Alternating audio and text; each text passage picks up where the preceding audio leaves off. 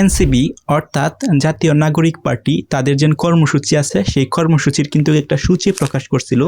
অর্থাৎ আসন্ন স্থানীয় সরকার নির্বাচনকে সামনে রেখে তাদের যে জেলা পর্যায়ে যে কর্মসূচিগুলো আছে সেগুলো কিন্তু একটা শিডিউল বা সেটার একটা সূচি যেন আছে সেটা কিন্তু তারা প্রকাশ করছিল। কিন্তু হঠাৎ করেই তার 1-2 ঘন্টা পরে সেই যে শিডিউলটা আছে সেটা পরিবর্তন করে ফেলছে। এখন প্রশ্ন হচ্ছে কেন সেই শিডিউলটা পরিবর্তন করছে, আর সেই শিডিউলটা কি প্রত্যেকটা স্থানের যে প্রোগ্রামগুলো ছিল প্রত্যেকটা প্রোগ্রাম কি শিডিউল চেঞ্জ করে দিচ্ছে না শুধুমাত্র 1-2টা, সেটা নিয়ে আজকে বিস্তারিত কথা বলবো। এখন এনসিবি জাতীয় নাগরিক পার্টি তারা কিন্তু চাচ্ছে স্থানীয় সরকার নির্বাচনে তারা হচ্ছে কোনো রাজনৈতিক দলের সাথে ইনভলভ হবে না, অর্থাৎ জোট হবে না, তারা এককভাবে নির্বাচন করবে এবং সেই নির্বাচনকে সামনে রেখে তারা হচ্ছে বিভিন্ন অর্থাৎ 100টা উপজেলায় কিন্তু তাদের প্রার্থী ঘোষণা করতেছে এবং তাদের বেশ কিছু সামনে কর্মসূচি প্রকাশ করছে এবং আওয়ামী লীগের বিরুদ্ধেও পদযাত্রাও কিন্তু তারা কর্মসূচি ছিল। সো সেটার কারণে কিন্তু তারা বিভাগীয় যে প্রোগ্রামগুলো আছে সেগুলো কিন্তু আগে সম্পূর্ণ করবে।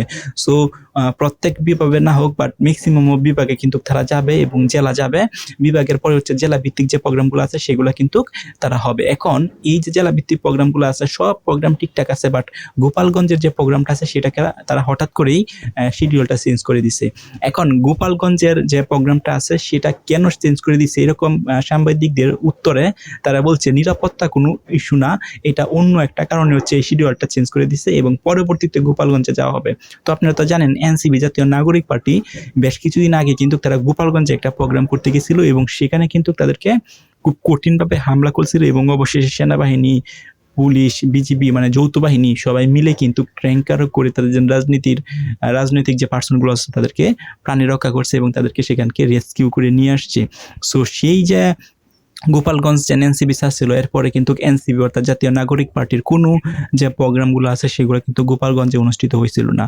সো এখন যে কর্মসূচিগুলো প্রকাশ করতেছিল বা একটা সূচি প্রকাশ করতেছিল সেখানে কিন্তু গোপালগঞ্জের নামটা ছিল। এখন গোপালগঞ্জ কেন এনসিপির জন্য এত ডেঞ্জারাস, কারণ গোপালগঞ্জ হচ্ছে আওয়ামী লীগের ঘাঁটি, অর্থাৎ প্রধানমন্ত্রীর ঘাঁটি হচ্ছে গোপালগঞ্জ। কারণ বঙ্গবন্ধু শেখ মুজিবুর রহমান প্রধানমন্ত্রীর কিন্তু বাসা বা বাড়ি হচ্ছে স্থায়ী বাড়ি হচ্ছে গোপালগঞ্জ।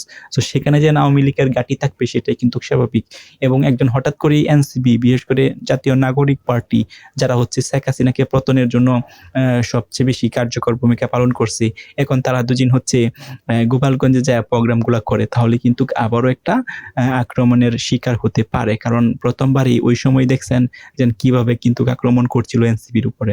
সো হয়তোবা এইটার ভয় কারণে বা নিরাপত্তাজনিত কারণে এনসিবির এই গোপালগঞ্জের প্রোগ্রামটাকে হয়তোবা বাদ করে দিচ্ছে, বাট এনসিবি তাকে এরকম কোনো বিবৃতি দেওয়া হয় নাই যে নিরাপত্তাজনিত কারণেই তারা এখানে যাচ্ছে না। ওরা অন্য একটা ইস্যু দেখাইছে, অন্য একটা কারণ দেখিয়ে গোপালগঞ্জের প্রোগ্রামটা আপাতত স্থগিত করে দিছে।